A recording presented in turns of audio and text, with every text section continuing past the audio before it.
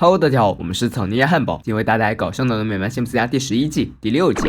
早上7点，闹钟准时响起，但辛巴是不可能准时起床的。抱着再眯几分钟的心态，他翻了个身，再次醒来的时候，已经是第二天中午了。此时，辛巴正给小小新喂饭，因为他怎么都不肯吃，辛巴就要让辛巴试试。看着女儿那期盼的眼神，辛巴选择了无视，只留下了一句去上班，就头也不回离开了。今天路上实在太堵了，辛巴等得心焦，干脆一踩油门冲上绿化带，在撞倒几棵树后，警察追了上来。你赶着去救火呢？本来是为了调侃辛巴，没想到前面还真失火了。这下警长脸上有些挂不住了，早知道就该问是不是赶去投胎了。即使理亏，警长也没有放过辛巴，直接给他安了一个指出警察愚蠢的罪名。抵达工位后，辛巴如释重负，老板肯定想不到我现在才来公司。他还没有偷笑多久，就听到秃头的咳嗽声。本着不知者无罪的心态，辛巴始终没有转过身，而是用手到处乱摸，大丑鼻子，大雀斑，是谁呢？也让他猖狂了一会儿。秃头踢了椅子，让他转了过来。没想到这样了，辛巴还有挣扎，直接躲进核反应室。不料这里也不安全，被秃头抓住拳打脚踢了好一会儿。最后辛巴得到处罚是吃光公司的核废料。朋友们很同情他，毕竟这么大量吃完可不容易，更何况他用的是会致癌的小汤匙。不过他们也不只是前来慰问，而又想要晚上一起打保龄球。听到这话，辛巴立马就精神了。那还等什么？现在就走吧！因为之前答应过要陪小女儿，辛巴又撒了个谎，说冷却塔倒塌了，大家正把莱尼送往医院，他也必须要加班。辛巴听到是这么个情况，也就没有再催促丈夫回家。挂断电话后，辛巴神情严肃将莱尼噩耗告诉了孩子们，他们不会想到莱尼还好端端在保龄球场呢。辛巴感觉今天糟透了，就连在保龄球上都出现了秃头的脸。辛巴泄愤似的将手中球运令扔了出去。令人意外的是，居然全中了，这还不算什么，接下来他又连续全中了4次。今晚辛巴手就和开了光一样。至于莱尼在背后说打不着打不着，搞他心态还是没有影响辛巴的稳定发挥。渐渐的来看他打球人越来越多，距离辛巴的完美收官只差1步之遥的时候，肯特报道了保龄球馆的情况。看着电视上辛巴莱尼都好好的，小妹明白了是怎么回事，老爸只是想打保龄球而已。报道还在继续，肯特表示如果剩下几次都是全中，那么辛巴将突破春一镇最高历史纪录。这么说来，证明打球水平确实不咋地。即将打出最后一颗球的时候，辛巴带孩子们来到了这里，为让辛巴专心打球，辛巴让孩子们都站在原地。这样的好心在辛巴眼里就变了个模样，家人们不过去，让他内心很孤独。可能是受情绪影响，保龄球直接脱手而出。不过好在最后的结果是好的，全中之后整个赛道都爆炸了。工作人员从天花板上释放了一个写了300的气球。辛巴一扫之前的阴霾，面对人们的欢呼，大喊道：“今天是这辈子最好的一天！”辛巴上前亲吻了丈夫，说很替他感到骄傲。面对大家高声呼喊着自己的名字，辛巴表示这份荣誉不仅属于他自己，是属于他的老伙计卡尔。果然是兄弟最大，辛巴有些无语。打出满分之后，辛巴一跃成为了春燕镇的英雄人物，还是要去小新的班上进行讲座。辛巴说，曾经他的老师说过，他会一事无成，直到打保龄球之前，这句话都挺正确的。但现在，辛巴本欲在黑板上写个完美，结果不会拼单词，只得抽孩子们回答问题。对于辛巴，小朋友们还是很崇拜的。眼影仔就问他能不能当自己的爸爸，辛巴颇为嘚瑟，你有爸爸，只不过是个 loser。紧接着是一个女孩子问他觉得自己能否成为医生，辛巴不高兴了，这本该是他要问的。经过这样次骚操作，同学们就不问了，全都闭紧了嘴。既然没有问题，辛巴干脆就让他们去玩了。之后，辛巴说参加了一档综艺节目，虽然是问答环节，辛巴作为最近出名的人，被指名成为第一个回答问题的人。这货显然没有上电视的经验，对着镜头就问是不是照稿子念就行了。肯特都无语了，只得暂停录影。辛巴下方的小红正愁没表现机会呢，看到这么蠢，小红就请求让自己去 C 位。辛巴怎么可能甘愿屈居人下，就咒骂了一句，这一下可不得了，小红直接翻上去跟辛巴打了起来。肯特看到这样的乱象也后悔了，说不应该随随便便就让人上节目，随随便便，辛巴简直不敢相信，简直我还没有搞清楚自己的定位。小红不叨叨，你不会觉得就这一件事能吹牛一辈子吧？要真这样，那为什么我会从演员改行做导演？辛巴情商是真低，人家话要说这份上了，他还是觉得小红是因为不再可爱了才改行的。这个节目显然已经进行不下去了，肯特只得紧急宣告结束。这天镇上举办了魔术表演，一个表演者被吊在鲨鱼池上，而另一个则负责用强击落维持平衡的重物。这个魔术本就在于双方的配合，谁知下面的魔术师刚刚瞄准重物，就被不知从哪里冒出来辛巴横插了一脚。有人听说过满分比赛吗？在别人的节目里刷自己的存在感，这种事情也只有他做出来了。魔术师自然十分生气，想让辛巴赶紧离开。不料这货旁若无人的讲起了单口相声，还吊那哥们搭起话来。于是乎，那档节目也被辛巴搅黄了。小新在家里看动画片，来自小新的鼓励让他开心不已。正沉浸在喜悦之中的小新，突然就被辛巴强行推开了，还换了台，原因就是他今天又上电视了。全家人一看，人家是在骂他呢，说对他这个过气的原始人感到厌烦。看到电视上说到自己，这会儿还在那高兴呢，笑眉无情说事实，别人说的是你曾经辉煌过，现在应该哪凉快哪待着去。辛巴说自己知道是什么意思，就像他们曾经对耶稣做的，只是现在轮到他了。辛巴也是着实看得起自己，一句话就和耶稣捆绑了。辛巴还是不接受自己已是明日黄花的事实，抱着唯一能证明他曾经辉煌的气友就不撒手。辛巴看他为此苦恼，就建议将心底的苦闷告诉终身伴侣。然后辛巴又找到了老谋子，看他这么难受，老谋子也想安慰，无奈心有余而力不足，手上的活还没做完呢，没工夫去听他那些矫情的言语。置身繁华的街道，似乎每个人的脸上都洋溢着幸福的笑容，除了辛巴，这就是结局了吧？怀着昨日的辉煌，庸庸碌碌的度过余生，不知不觉间，他走到了全镇最高的大厦，那里每天都有数不清的人跳楼自杀。辛巴往下看了一眼，顿时心中升起无限感慨，后面人还排着队呢，可受不了他在这逼逼赖赖，于是用力地推了他一把，往下坠落的过程中才知道生命的可贵。在半空中，辛巴遇到正在蹦体的奥拓，这货像是看到了救命稻草，死死就把他抱住了，运气不错，没有直接和大地来个亲密接触，而是从井坑掉了下去，还看到了各种各样的怪物。最后辛巴平安到达地面，还挡在路中间，差点就被开车小王给撞了。你这想死还是要碰瓷？我活得好好的呢。辛巴说他将要去寻找奉献一生的事业，小红根本不想理他，他正赶着带孩子们去动物园呢。孩子，辛巴突然想打通任督二脉，瞬间意识到孩子就是那让他奋斗终身的事业。小红简直不敢相信自己的耳朵，这货居然有孩子。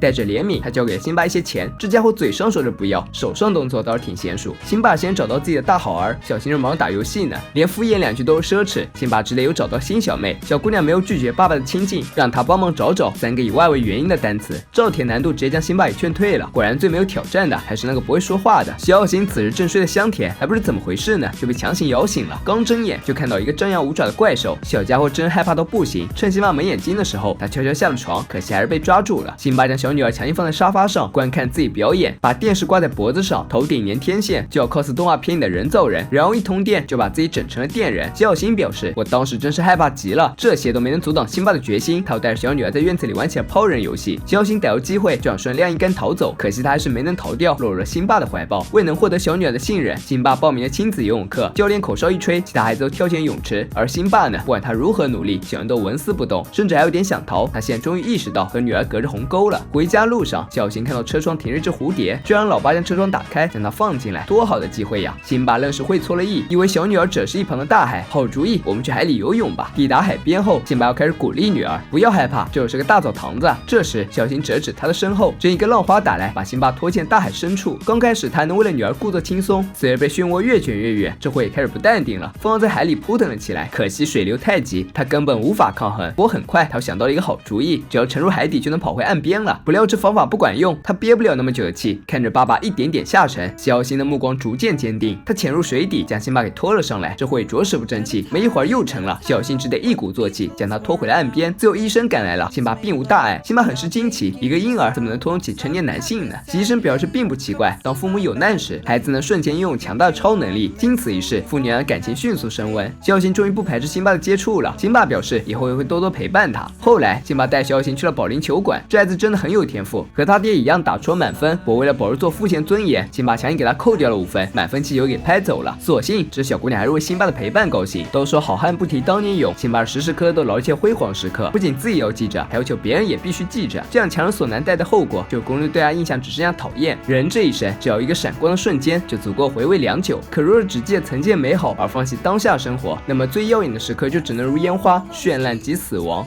本期视频就到这里了，喜欢小伙伴别忘点赞、评论、关注，咱们下期见，拜拜。